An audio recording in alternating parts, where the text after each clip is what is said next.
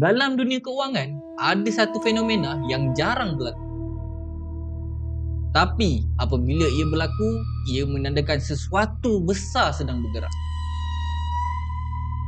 Dan sekarang, buat pertama kali dalam tempoh lebih 20 tahun, hampir semua negara di dunia sedang menyaksikan kejatuhan nilai mata wang secara serentak. Apa sebenarnya yang sedang berlaku? Siapa puncanya?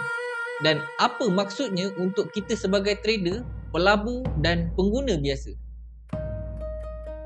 Ini bukan sekadar isu ekonomi. Ini tanda bahawa dunia sedang berubah dan tak semua orang bersedia menghadapi apa yang bakal tiba. Semuanya akan terjawab dalam video ni, so make sure korang tonton sampai habis. By the way, kalau korang baru dekat sini, jangan lupa untuk subscribe. Okey, jom kita mulakan. Untuk faham kenapa mata wang dunia menjunam secara serentak, kita kena kembali kepada 3 kejadian besar yang berlaku dalam dekat ni.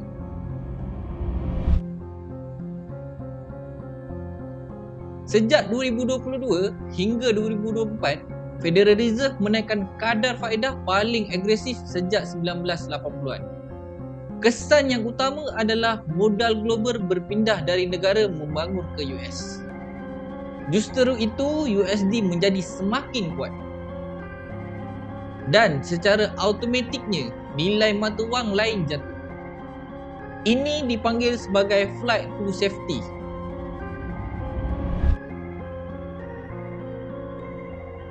Konflik US-China, Timur Tengah, Eropah Timur dan Taiwan semuanya meningkatkan risiko geopolitik. Apabila risiko naik, pelabur tinggalkan mata wang kecil dan beralih kepada aset selamat seperti USD, emas dan bond US. Bank Dunia melaporkan hutang global melebihi 300 trilion dolar. Ini tertinggi dalam sejarah manusia. Apabila negara berhutang besar, nilai mata wang mereka jatuh kerana kurang keyakinan pasaran. Kesemua ini bergabung dan mencetuskan satu fenomena di mana mata wang seluruh dunia jatuh serentak. Fenomena ni bukan terhad kepada negara kecil je. Negara-negara besar pun terkena tempiasnya sekali. Yen Jepun, harga terendah dalam 34 tahun. Euro tertekan oleh krisis tenaga dan ekonomi yang sangat perlahan. Pound UK terkena inflasi tinggi dan politik bergolek. Rupiah Indonesia antara mata wang paling volatile di Asia. China Yuan, tekanan ekonomi dan kadar kelahiran yang sangat rendah.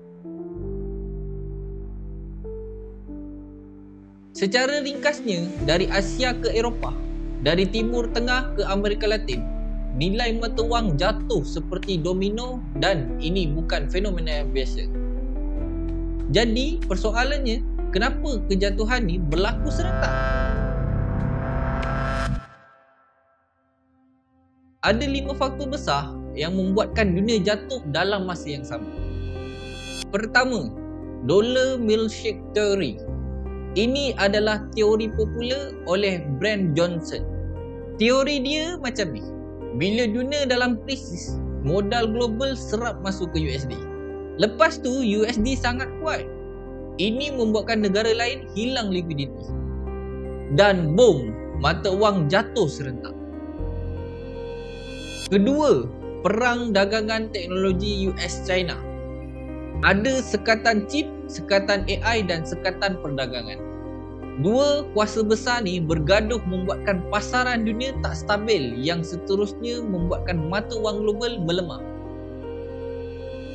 Ketiga, kitaran usaha pemotongan kadar faedah yang terlalu lambat.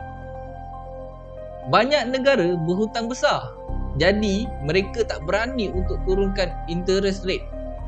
Ini menyebabkan duit sukar untuk mengalir dan membuatkan ekonomi lembab yang menyebabkan mata wang lemah. Keempat, krisis hutang global yang sedang membara. lebih 60 negara kini tersenarai sebagai high debt distress. Bila hutang lebih tinggi dan tak stabil, mata wang akan tertekan. Kelima, peralihan ekonomi besar-besaran selepas COVID-19. Rantai bekalan global pecah. Negara mula bergerak ke arah onshoring. Pelabur asing perlahan dan ekonomi dunia bergerak tidak seimbang. Kesannya, mata wang yang bergantung pada ekspor menjadi lemah. Jadi, apa maksudnya semua ni untuk dunia? Kos import akan meningkat. Makanan, bahan api, harga mesin, semuanya akan jadi lebih mahal. Ini menyebabkan inflasi yang berpanjangan. Walaupun dunia ingat inflasi dah reda, nilai mata wang jatuh dan inflasi kembali semula. Selepas tu, pelabur akan lari ke negara yang berkembang. Modal global semakin memilih tempat selamat dan banyak negara akan hilang pelabur asing. Dan ini boleh menyebabkan krisis yang dahulu berulang lagi. Krisis mata wang seperti 1997. Jika USD kekal kuat terlalu lama, akan ada negara yang tumbang.